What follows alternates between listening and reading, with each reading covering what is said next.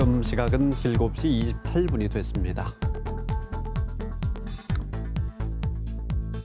그동안 매우 포근한 날씨가 이어졌습니다. 그런데 내일 모레 수요일을 기점으로 급격히 추워질 것이라는 예보가 나와 있는 상황이죠. 종잡을 수 없는 11월의 날씨, 과연 그 이유는 무엇일까요? 강원지방기상청의 박훈 청장과 함께 올해 겨울 자연재해 관련 준비 상황까지 자세히 알아보겠습니다. 네, 청장님 어서 오십시오. 네. 대단히 반갑습니다. 네, 맞습니다. 네, 경북 영서 지역에서 봄꽃이 피고 그랬습니다. 지난 네. 주말 휴일까지도 매우 포근했는데요. 네네. 자, 늦가을 고온 현상의 이유는 무엇입니까? 사실은 저희들이 기상청에서 분석하기로는 늦가을 고온 현상은 두 가지 원인으로 보고 있습니다. 하나는 북극 진동인데요. 네. 북극을 주위로 굉장히 빠른 소용돌이가 돌고 있습니다. 이 소용돌이의 강약을 북극 진동이라고 그러는데요. 네. 보통은 이제 북극이 따뜻해져서 이제 진동이 소용돌이가 약해지면 한파의 원인이 되기도 합니다. 네. 그러나 이번 가을에는 이 북극에 있는 소용돌이가 너무 북쪽에 있었기 때문에 네. 우리나라 쪽으로 찬 공기가 내려오기 굉장히 어려운 조건이 되어 있었고요. 네. 또한 하청의 영향을 보면 대기 하청에서는 주로 흐름이 원활하면서 이동성 고기압의 영향을 많이 받았습니다. 이 이동성 고기압은 주로 중국에서 발달했는데요. 네. 중국의 기온이 예년보다 높았습니다. 그래서 따뜻한 공기가 우리나라 쪽으로 많이 이류되어 왔다고 볼 수 있습니다. 네. 그러면 이번 달 기온을 예년과 비교했을 때 얼마나 높았던 것입니까? 이번 달 11월 달 27일까지 저희들이 통계를 내봤는데요. 그래서 이제 기본적으로 이제 평균 기온은 8.3도로 예년보다 2.4도가 높았습니다. 그러나 네. 최고 기온은 훨씬 더 높았는데요. 최고 기온은 평균 최고 기온이 15.3도로 평년보다 3.7도 높았습니다. 이건 역대 1위를 기록하였고요. 특히 이제 강릉 지역은 11월 12일 날 네.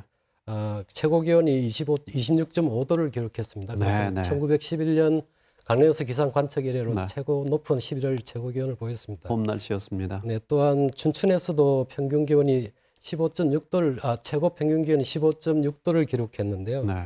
동기간 평년값에 비해 약 한 4도 정도 높게 네. 기온이 기록되었습니다. 그렇군요. 네, 늦가을의 고온 현상에 이어 또 급격한 추위까지 그 원인이 주기적으로 반복되고 있는 북극 진동 현상 때문이라고 하니까 우리가 걱정하고 있는 기후 변화는 아닌 것 아닌가 좀 이런 생각도 드는데요. 걱정을 좀 내려놔도 될까요? 그러면? 그래서 어쨌든 이번 늦가을이 이례적으로 더 더운 건 맞습니다. 그리고 네. 또 이게 단순히 이제 기후 변화 때문으로 기후 변화 영향도 있겠지만 기후 네. 변화의 때문만이 아니라고 보고 있습니다. 네. 왜냐하면 그 한반도의 기압 배치에 따라서 이런 고온 현상을 충분히 설명이 가능하거든요. 네. 통상적으로 우리나라의 가을철이 되면 이제 그동안 여름철에 우리나라를 지배했던 무더운 북태평양 고기압이 점차 약화되면서 네. 우리나라 쪽에 이동성 고기압의 영향을 많이 받게 됩니다. 그리고 이동성 고기압의 영향 하에서 북쪽에서 찬 공기가 주기적으로 내려오면서 기온을 점점 떨어뜨리게 되어 있습니다. 네. 이런 기압 배치 하에서는 남쪽으로 이동성 고기압이 자주 지나가고 북쪽으로 저기압이 영향이 적다 그러면 고온 현상이 나타날 수 있는 가능성이 있습니다. 네. 그렇다면요, 작년의 기억을 좀 떠올려 본다면 화천 산천어 축제의 경우에 지난해 얼음이 얼지 않아서 개막식을 2번이나 연기하지 네, 않았습니까? 그렇습니다. 상당히 포근했는데. 자, 올해 겨울 날씨 전망은 어떻게 할 수 있겠습니까? 예, 저희들이 매월 23일 날 3개월 기상 전망을 발표합니다. 그래서 이번 11월 23일에도 3개월 전망을 발표했으니까 올 네. 겨울에 대한 발표가 되겠습니다. 네. 그래서 이런 기상 전망, 3개월 전망은 우리나라 기후 예측 모델뿐만 아니고 미국이나 영국, 각 세계 각국의 그 관련 기관의 모델 결과도 같이 취합하고 또한 네. 북극 해빙의 면적이라든지 또 북서태평양의 해수면 온도의 변화 이런 다양한 기후 요소를 취합해서 저희들이 최종적으로 판단을 내립니다. 그래서 이번 겨울은 이동성 고기압과 찬 대륙 고기압의 영향을 네. 주기적으로 받으면서 기온 변동이 클 것으로 보고 있고요. 네. 특히 이제 1월은 평년보다 기온이 낮을 확률과 비슷할 확률이 40%씩 각각 40%로 네. 낮은 쪽에 방점을 두고 있습니다. 네. 다만 1월과 2월은 평년과 비슷할 정도의 네. 날씨를 보일 것으로 보입니다. 네. 또한 강수량도 그렇게 많지 않아서 이제 좀 네. 건조한 날씨가 이어질 것으로 보고 있는데요.